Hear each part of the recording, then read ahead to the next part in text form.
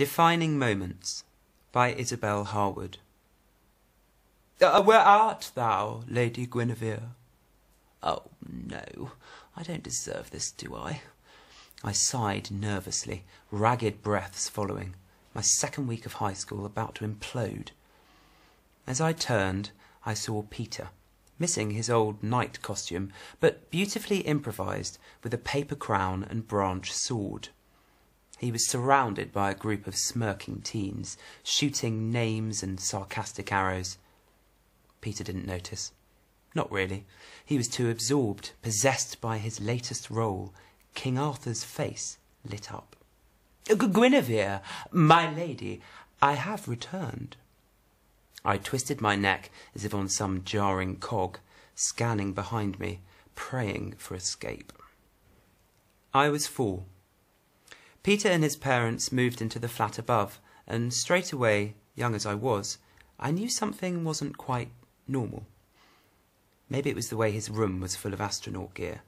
Not your usual Buzz Lightyear plastic stuff. No, this was collector's dream, real deal NASA in the room above me.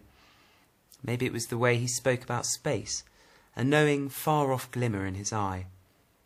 When we weren't playing moon landings, we were building teleporters, only his were always a bit more elaborate than mine. Real wires connecting, lighting up. My cereal boxes and 3 inches of sellotape security never quite matched up.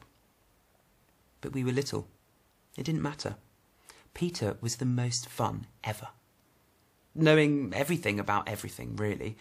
He didn't like to be touched. He didn't like me to move things in his room, not from their places, their carefully catalogued places. But we were little. It didn't matter. Peter was still the most fun ever. When we started school, it was fine, but as we got older, some of the kids thought Peter was a bit strange. They didn't understand him like I did. They didn't take the time. By year 2, we had been champions of the Wild West, Da Vinci's apprentices, and soldiers of World War I. I closed my eyes and listened to him as he became my talking history book, transporting us to another time and place. I could almost see the smoke of the teepees, smell the oil on the canvas, and hear the guns in my ears.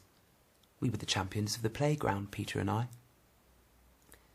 Yet this summer, the summer marking the end of our primary years, saw Peter off to relatives in Ireland.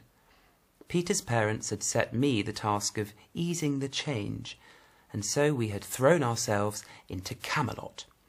Peter was to go on a quest across the water, leaving his kingdom and his Guinevere to wait anxiously for his safe return. He caught chickenpox and was 3 weeks late. Guinevere, meanwhile, met Katie and Alice and was on the way to populardom before term began. They talked hair, boys, boys, boys. There was no escape.